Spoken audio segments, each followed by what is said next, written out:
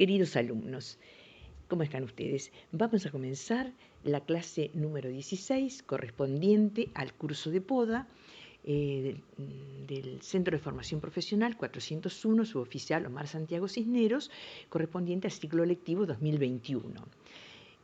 Bueno, ustedes ya saben que debido a la situación pandémica que estamos atravesando, este es un curso reformulado del curso original que se dictaba durante un cuatrimestre con una frecuencia semanal de 3 clases de 3 horas cada una.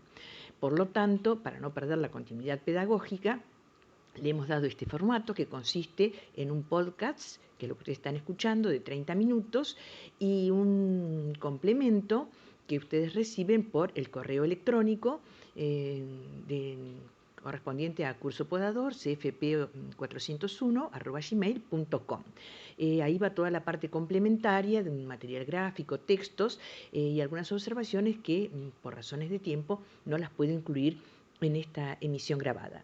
Bueno, desde ya que estamos, como siempre, reiterando nuestro agradecimiento por la participación en este formato que exige, bueno, un gran esfuerzo por parte de ustedes, ¿no es cierto? Y que sin su colaboración sería imposible. Así que de parte de las autoridades del Centro de Formación y de parte personalmente de quienes armamos el curso, estamos sumamente agradecidos. Bueno, vamos a recordar también que este servicio, el Centro de Formación Profesional 401, suboficial Omar Santiago Cisneros de Quequén, pertenece a la Dirección General de Cultura y Educación de la provincia de Buenos Aires. Bueno, vamos a empezar con un parroquial o unos parroquiales, como solemos hacer habitualmente. Y en este caso corresponde a una aclaración. Ustedes recordarán que en el último podcast que ustedes recibieron estuvimos hablando de la poda de ciertas especies, entre otras los manzanos. Y al hacer mención a las condiciones del cultivo y a las cuestiones fitosanitarias en este momento, recordamos que no siempre la situación fitosanitaria fue la misma, que si bien ahora ese cultivo en nuestra zona no puede llevarse a cabo sin asistencia de productos fitosanitarios, en otro momento se desarrollaba sin esta ayuda porque las variedades eran resistentes. El cultivo podía darse porque había resistencia genética. ¿Qué ha ocurrido? Lo hemos dicho ya en varias veces, el actual modelo científico vigente tiene una cierta orientación, un modus operandi, busca la solución de los problemas mediante la aplicación de productos químicos, muchas veces llamados agrotóxicos, porque en verdad que así lo son. Pero otra línea de trabajo, otra posibilidad es desarrollar mediante trabajos de mejoramiento genético, no de transgénesis, no obteniendo transgénicos que son ajenos a la naturaleza, sino mejorando mediante búsqueda genética las posibilidades que nos da la naturaleza, variedades que sean resistentes a las plagas y a las enfermedades. Bueno, y en esa mención, ustedes notarán que siempre es muy importante tener en cuenta la mirada histórica. ¿Por qué le podemos decir esto con toda seriedad? Porque en nuestra zona, a principios del siglo XX, entre otros lugares, había gran producción de manzanas y de membrillos. Dijimos que manzanas, membrillos y perales, estos 3 grupos, en este momento, por acción de las plagas, de los insectos que las atacan y de los hongos que las hacen fácil víctima, no son de fácil cultivo en nuestra zona, y un cultivo muy restringido, limitado al ámbito doméstico, que es el objetivo de nuestro curso precisamente, pero no en forma industrial o extensiva. Y mencionábamos que acá, a principios del siglo XX, en la estancia La Otomana, entre otras, pero esa la mencionamos, se habían desarrollado cultivos industriales. Mencionamos que quedan huellas todavía en la estancia La Otomana, está en la zona de energía, en el cruce de la ruta que va a Tres Arroyos con el acceso a Ramón Santa Marina, que es una localidad de nuestro partido. Bueno, ahí está la estancia La Otomana y quedan todavía mucho más que vestigios, lo que fueron las instalaciones ahora desafectadas, pero en su total integridad, de producción de sidra, con las manzanas que se producían en el lugar, y quedan los restos todavía muy visibles de los cultivos de membrillos en una extensión y una calidad que se despachaban de la estación Energía a a Buenos Aires y abastecían una de las fábricas más importantes en este momento y creo que aún vigente totalmente, que era la fábrica Noel. Así que con eso ustedes, ¿por qué se los pongo? Porque ustedes tienen que notar que la producción se desarrollaba sin mayores inconvenientes. Bueno, pero ¿por qué viene la aclaración? Porque eso se los comenté y el programa se empezó a elevar a la plataforma y en ese momento, que no tenía lo que les voy a mandar hoy de la estancia de la Otomana, me crucé con una información muy similar de una explotación en el partido de Castelli, que es la que ustedes recibieron, que corresponde a la estancia de la California. Bueno, también es otro ejemplo de cómo en una zona donde ahora, pero parece mentira que se hubieran desarrollado esos cultivos, se desarrollaban hasta la década del 50, la nota está muy explícita, ya la habrán leído, cultivos absolutamente industriales, ¿no? Gran cantidad de hectáreas, gran cantidad de producción, con vías a la industrialización, en este caso a la producción de sidra. Bueno, eso era el parroquial, les quería aclarar, no es que me equivoqué, pero no les pude aclarar que iba a incluir otro, otro establecimiento. En este anexo complementario que van a recibir por correo electrónico, van a recibir la información de la Otomana. Establecimiento que pudimos visitar con el último curso presencial que se dio. Pasamos un día muy interesante en la Otomana. Vimos, les voy a decir dónde está, en la parte del vivero, que van a recibir ahora las fotos. Lo que se llamó el vivero está yendo hacia Tres Arroyos, en el cruce con Energía, tienen que doblar hacia la mano izquierda, como quien va hacia Orense. Y ahí van a encontrar, acá están las fotos, hay dos fotos de el chalet que le llaman, o el vivero, que a los actuales vecinos lo llaman así, el chalet de la Raburu, y que hay dos, una visión más lejana, una visión más cercana. Ustedes ven que el estilo arquitectónico nos vincula con algunas construcciones de Necochea, como fue una imagen que nosotros hemos planteado en el curso, que fue el chalet Juanita, que estuvo en la intersección de 59 y 46, que lo hemos recomendado, no recomendado, lo hemos recordado por varias cuestiones, ¿no? Su estilo arquitectónico, sus plantaciones, su arbolado de línea, también un estilo emparentado con las mansiones de Quequén, que quedan algunas en pie todavía, para que nos ubiquemos más o menos en qué época se construyó ese chalet. Era la residencia de veraneo de la hija de Juan Bautista Larraburú, quien fue durante muchos años, hasta las 3 o 4 primeras décadas del siglo, propietario de esa estancia. Bueno, ahí tenemos dos imágenes van. ¿Por qué les menciono esto? Porque hemos dejado un poquito abandonado nuestro cuaderno de campo, nuestro cuaderno de notas. Bueno, si algún día tienen ganas de salir un poquito del paisaje de Necochea, pero sin salir del partido, agarran para el lado de Tres Arroyos, más o menos a 50 kilómetros donde está Energía, doblan hacia la izquierda y van a encontrar todas estas poblaciones y también plantaciones. Ustedes que ya están vinculados, quizá no ahora, pero un poquito más en la primavera, van a ver restos de los montes de manzanos y perales, porque muchos ejemplares han quedado y se pueden reconocer, y aparte van a reconocer también los montes de eucaliptus que hacían de protección a esos cultivos. Bueno, son como especie de restos arqueológicos, aunque no tanto, que nos hablan de otro momento histórico y de otras producciones, ¿no? Y no se olviden, siempre el futuro está muy determinado por el pasado, ¿no?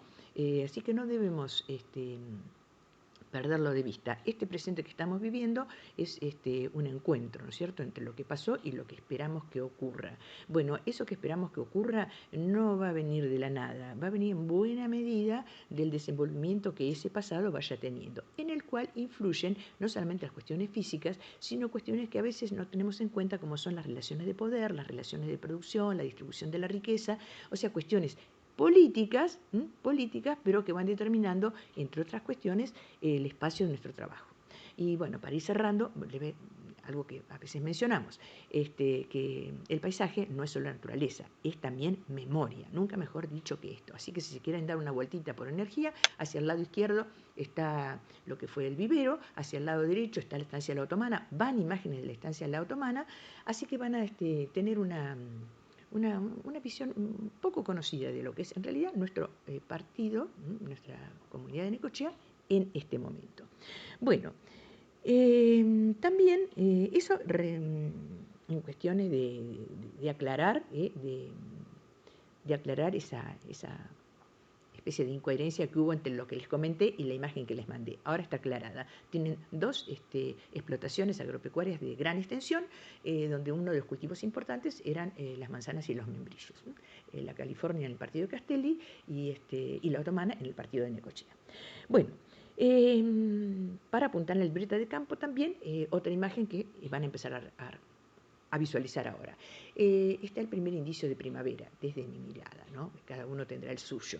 Es lo que en ciencia se llama la fenología o fenomenología. Saben que el calendario marca las estaciones de un modo matemático, pero la naturaleza tiene otros indicios para indicarnos cómo van cambiando, rotando o transformándose las estaciones. Están en flor los primeros membrilleros de adorno, el Caenomeles japonica, un gran arbusto.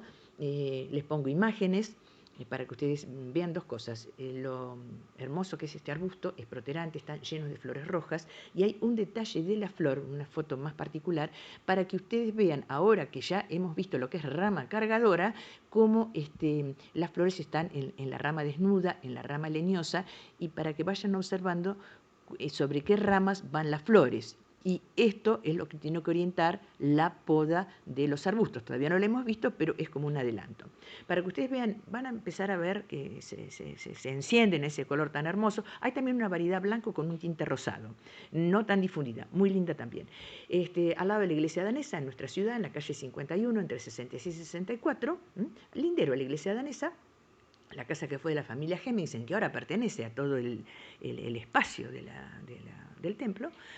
Hay una, si no la han sacado este último año, en el cual no he pasado, pero no creo, un arbusto que ocupa todo el jardín, ¿no? Esas clásicas casas con una entrada al medio que parte de 2 cuadrados, jardinados. Bueno, y en uno de ellos ustedes van a ver un hermoso ejemplar de membrillero de jardín. Membrillero van a ver ustedes cuando los frutos que cuajan son membrillos pequeños.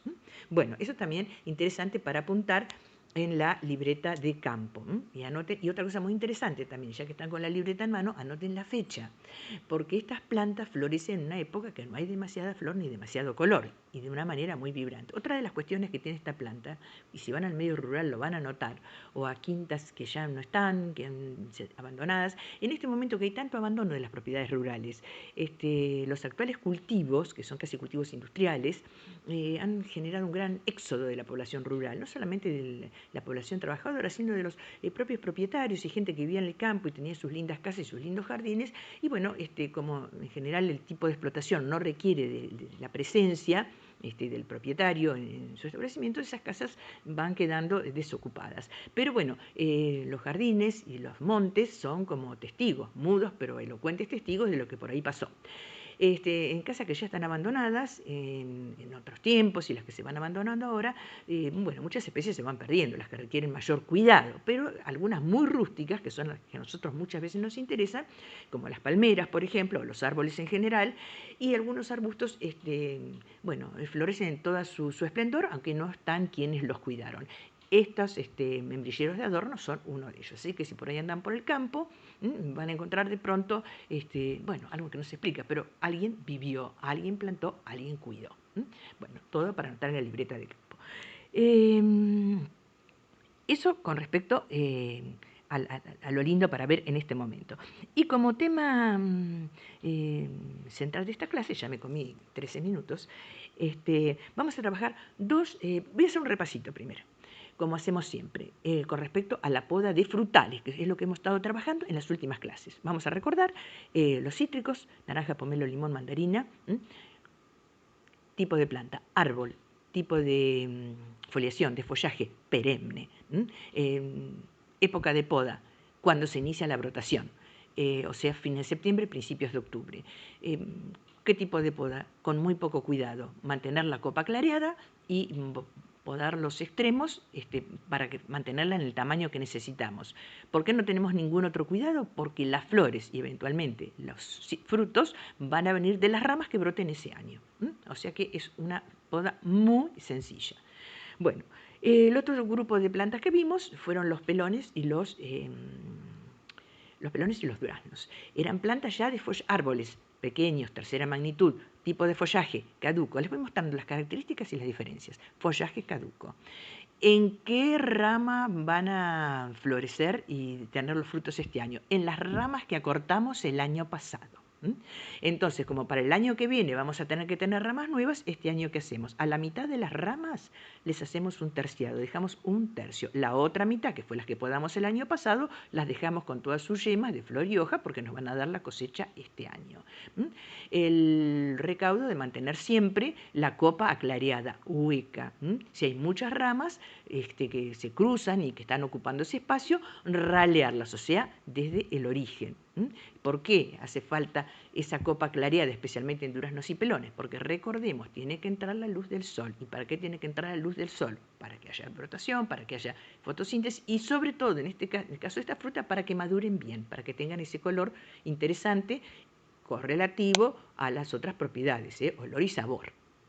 Bueno, eso para este grupo de plantas. Y el tercer grupo de plantas que nosotros vimos en la última clase fueron los manzanos perales, ciruelos, cerezos, guindos y damascos, que son las plantas que tienen rama cargadora. O sea, en ciertas ramas más leñosas de otros años se van acomodando ramas cortas, que son los ramilletes o las lamburdas, donde ahí van a estar las flores que van a dar las frutas. Esas ramitas cortas, esos ramilletes, tardan varios años en producirse. Entonces, el aclareo de la copa va a tener que dejar bastante cantidad de estas ramas cargadoras, o dentro de las ramas cargadoras va a tener que dejar suficiente cantidad de ramilletes, de lamburdas o de ramas cortas para tener la floración correspondiente.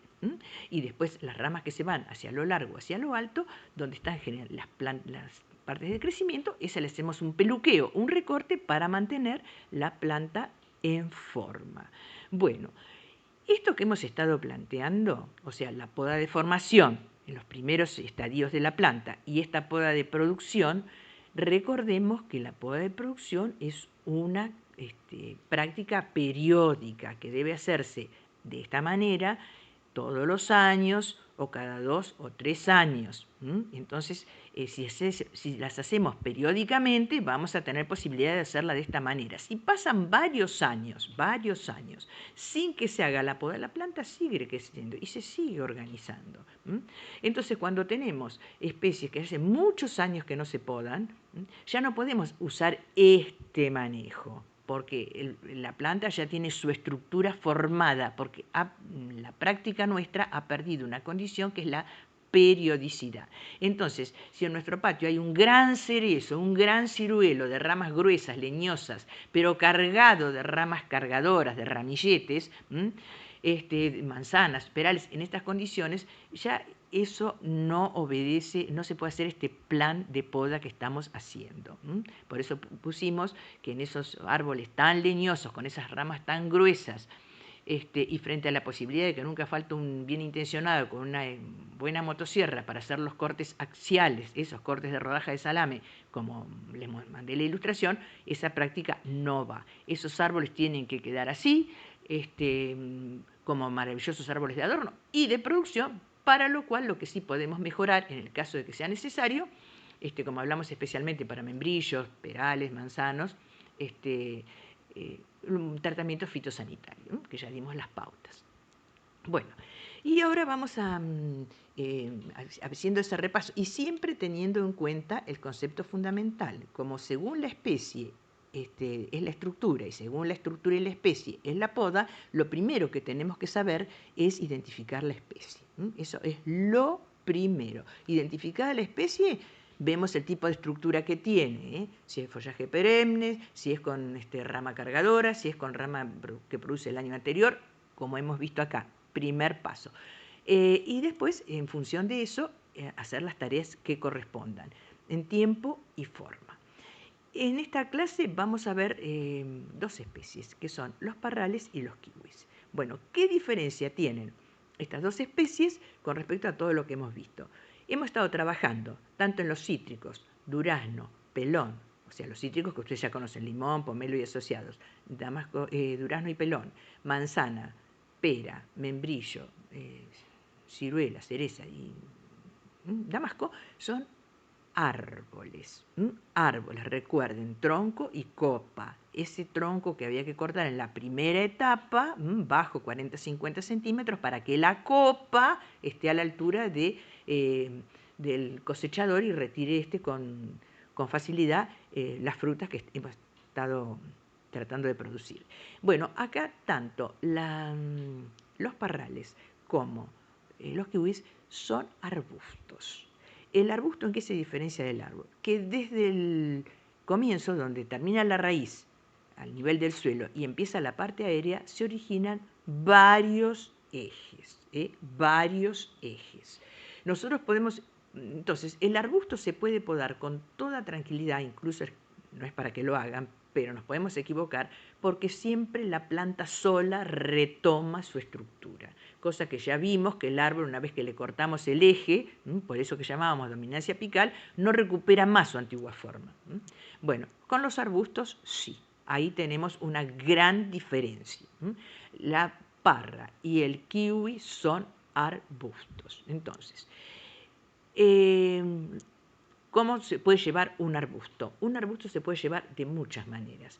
Y sobre todo, el arbusto puede ser autónomo, como dijimos, dejarlo libre que él crezca y arme una mata, o si no, nosotros lo podemos ir llevando sobre un soporte o sobre una pared como un arbusto apoyante. Los arbustos que tienen tendencia a dar guías largas, ramas largas, son especialmente indicados para este manejo. Los parrales y los kiwis los podemos llevar tranquilamente sobre un muro, sobre una pared, y ahí desarrollar ellos todas sus posibilidades. Pero también en los arbustos, que si van por la pared podemos trabajar varios ejes de los que tiene, podemos dejar un eje, un solo eje, y ir suprimiendo todos los demás, y en una poda de formación que nos lleva 2 o 3 años, desarrollar ese eje importante. A cierta altura de ese eje importante, después de 2 o 3 años, le hacemos la copa, se ha formado como una especie de tronco, un tronco en realidad, y se puede desarrollar como un arbolito. Yo les voy a mandar imágenes y ustedes van a encontrar en internet cantidad de imágenes y van a ver los dos tipos de manejo, los dos tipos de manejo. O sea que cada uno puede optar por el que más le guste, y en general, como la mayor parte de las imágenes que se ven son de cultivos comerciales o industriales, ustedes van a ver cómo son llevados esos arbustos, como arbustos apoyantes en espaldera, o sea, a través de un alambrado, como que nosotros apoyamos nuestra espalda y giramos nuestros brazos, y ahí se van desarrollando las ramas, o como arbolitos. Eso depende del gusto y de las posibilidades, y los dos sistemas tienen sus pros y sus contras. Nosotros estamos enfocados a una producción urbana, doméstica, o doméstica suburbana, en una quinta, en un establecimiento rural. Bueno, así que podemos optar por el que nos resulte más favorable. Vamos a empezar por el tema de los parrales. El tema de los parrales, al ser un arbusto apoyante, necesita siempre un sostén. No tiene mucho sentido que nosotros en nuestra casa lo dejemos que crezca como un arbusto en un patio de nuestra casa enmarañado, pero como se vuelve leñoso, se organiza. Generalmente lo ponemos sobre las paredes, o lo ponemos armando una glorieta, o lo ponemos en una columna. Esos son los formatos más habituales. Bueno, una cuestión fundamental, acá en nuestra zona da extraordinariamente bien. Hay muchísimas variedades de vides, y tienen una característica fundamental. La vid se multiplica, pero facilísimamente y rapidísimamente por gajo. Entonces, por ejemplo, nos vamos de viaje a una región, comimos una uva que nos encantó. Bueno, en su momento le decimos a quien nos hospedó que nos mande, o si es época nuestra, vamos en la época adecuada, cortamos en la época de poda. En la época de poda es la época de cortar los gajos para hacer las plantas nuevas. Nos hacemos de esos gajos. Cada zona de producción tiene su lenguaje. Una misma variedad se expresa distinto en una zona que en otra, pero nuestra zona es apta en muchos sentidos para obtener muy buena uva y muy dulce. ¿Cuál es la condición fundamental? La parra es una planta de zona árida, de zona de desierto y de zona montañosa. Por eso los grandes productores de vides en nuestro país son las zonas, las provincias cordilleranas, San Juan, Mendoza, ahora se extendió a las provincias patagónicas, también La Rioja, también Catamarca, también Salta. ¿Por qué? Porque esa tierra mineral y esa vinculación del clima con la montaña hace a las condiciones extraordinarias para producir uva en cantidad y calidad.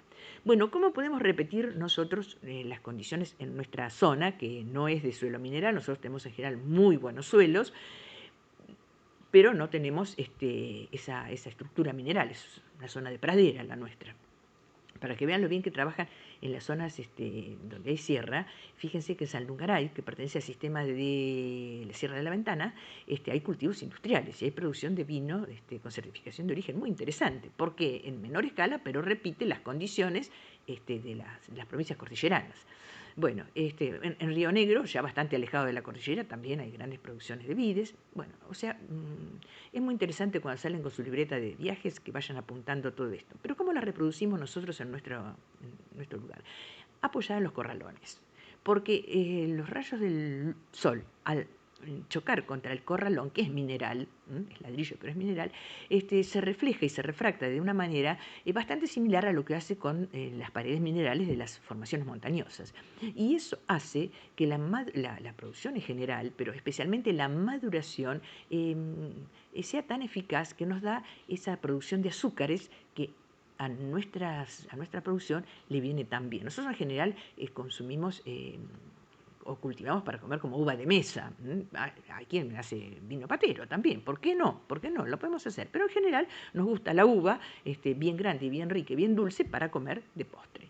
Bueno, una muy buena forma de conseguir ese resultado es ponerla sobre los corralones. Es ponerla sobre los corralones. Entonces, ¿cómo se conduce la planta de parra? El eje o los ejes que nosotros vamos a dejar según el espacio que tengamos, lo apoyamos sobre el corralón y extendemos los brazos sobre renglones. Acá lo que necesitamos, si vamos a llevar este sistema, es poner los sostenes como renglones de alambre o de cuerdas gruesas, de plástico, de nylon, para por ahí ir conduciendo las guías de la parra. ¿Por qué les estoy diciendo todo esto? Porque ¿cómo va a ser la poda?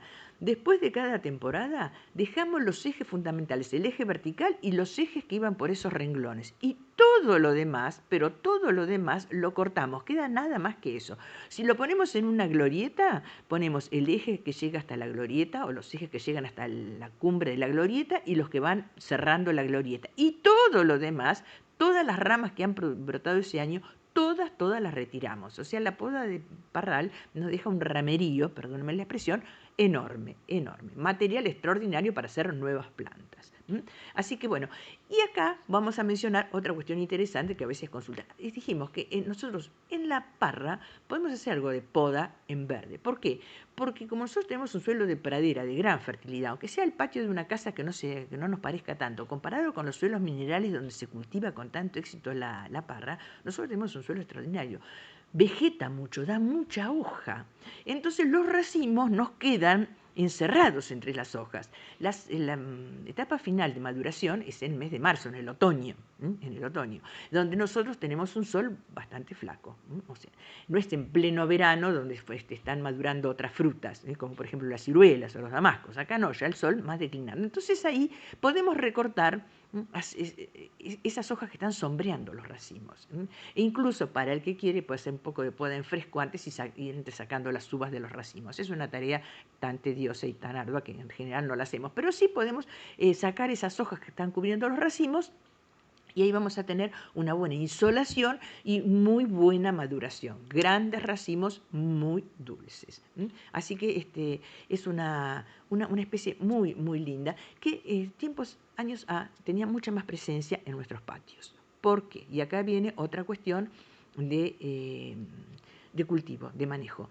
Es ideal ponerlo en la parte de abajo, ya sea un cantero sobre el corralón o si es una glorieta o una columna, que abajo donde están las parras haya tierra, césped, porque caen fruta, mucha fruta cae, la tiran los pájaros, se va cayendo sola, y si cae sobre la tierra va metabolizando todos estos residuos, pero si cae sobre pavimento, sobre las baldosas, bueno, se hace una situación que no es muy favorable, hay que estar continuamente ordenando, se juntan insectos, y eso va en desmedro de la permanencia de la parra en nuestros patios. Cuando los patios eran de tierra, había parrales por todos lados. Cuando los patios empezaron a hermosear con pavimento, con baldosas, con cerámicos, las parras fueron desapareciendo. Así que tengámoslo en cuenta, pero van a tener enormes satisfacciones. Cuando podamos la parra, muy importante, un momento antes de que empiecen a brotar. Cuando ustedes corten la parra van a ver cómo lloran. En todos los cortes sale savia, con un olor a jugo de uva riquísimo. Bueno, eso tiene que ser lo más demorado posible, cosa que podamos nosotros, la planta se reactiva por acción de las cuestiones ambientales y ya hace su propio sellado. Así que esa es una de las cuestiones. Si no hay más remedio que hacerlo con anticipación, bueno, la planta no se va a secar por la poda, pero toda esa savia que pierde, después la tendrá que recuperar. Así que ese es el manejo para los parrales. Los tratamientos sanitarios, según las variedades, si hacemos el tratamiento con polisulfuro de calcio, va a andar bien, y porque recuerden que el polisulfuro de calcio también es fungicida, y la mayor problema que tienen los parrales es ataque de hongos. Y bueno, si fuera una zona muy atacada por los hongos, habría que hacer también alguna pulverización con el polvo bordeles, que también lo hemos recomendado para los duraznos y los pelones. Bueno, el kiwi exactamente igual que la parra. Van a ver los cultivos industriales que también se pueden en forma de árbol, pero una cuestión con los kiwis. Son plantas dioicas. ¿Qué quiere decir esto? Que hay plantas que dan flores masculinas, que aportan polen solamente, y hay plantas que no tienen, no aportan polen, tienen los óvulos y el ovario, que es lo que se va a transformar en semilla y fruto. Entonces, cuando compren kiwis, tienen que comprar por lo menos uno masculino y otro femenino. En los viveros los venden identificados. Identificados. Así que ustedes tienen que comprar como mínimo el par. Puede haber 2 o 3 plantas femeninas, que es donde se forma el fruto, y una planta masculina, que es la que aporta el polen. Bueno, acá es interesante también la presencia de los insectos, de las abejas y de todo tipo de insectos, porque todos los insectos hacen lo suyo. Las abejas, bueno, se llevan las palmas, pero en realidad todos los insectos que andan merodeando entre flor y flor, en sus sistemas picadores suctores, en sus patitas, en sus sistemas especializados, o por casualidad, van haciendo este cruce. Eso es bien interesante. Ya que estamos hablando de flores masculinas y flores femeninas, está muy bien que echemos un vistazo a nuestro querido manual de botánica. Para los que tienen Dos Santos Lara recomendado, en la página 135 van a ver la estructura de la flor. Y les pongo un video donde en el texto complementario, donde hay un productor de kiwi, enseña cómo distinguir, una vez que la flor de las plantas de kiwi están abiertas, cómo distinguir cuáles son las femeninas y cuáles son las masculinas. Entonces ustedes primero, si quieren, van a Santos Lara, ven la estructura de una flor teórica y después van a ver cómo en la práctica se visualizan esas estructuras. Y también les pongo otro artículo del INTA de Balcarce, que con consideraciones muy, muy interesantes, porque les aclaro, así como les dije, que si bien esta no es una zona tradicional o habitualmente ranqueada como producción de vides, acá a nuestro nivel doméstico podemos tener pero una excelente cosecha de excelente calidad, y que ni les cuento de los kiwis. Acá a nivel doméstico, en la zona de Mar del Plata, Mar del Plata es una zona industrialmente productora de kiwis, o sea, estamos muy cerca, pero nosotros en nuestro nivel doméstico podemos tener una muy buena cosecha. He tenido alumnos muy trabajadores y muy generosos que me han llevado cajoncitos de kiwi de su quinta. Así que es una planta con la cual van a tener ustedes muchas, muchas satisfacciones. Bueno, ya he estado más de la cuenta, creo que no de lo que les quería decir, ya estoy más o menos redondeando, así que bueno, ya vamos armando un paquete bastante interesante con las distintas especies que podemos tener en nuestros cultivos domésticos, urbanos, las formas de manejo, y bueno, la libreta de campo, por favor, siempre a mano. Ya se empieza a activar la naturaleza de una manera interesante, por lo cual ahí podemos ir apuntando todas las cosas que vamos viendo, las preguntas que tenemos que hacer. Bueno, para todas las preguntas que quieran, como siempre, está el correo electrónico. Y bueno, esperando haberles sido de utilidad y de interés esta charla, me despido de ustedes hasta la próxima clase, que va a ser la clase número 17.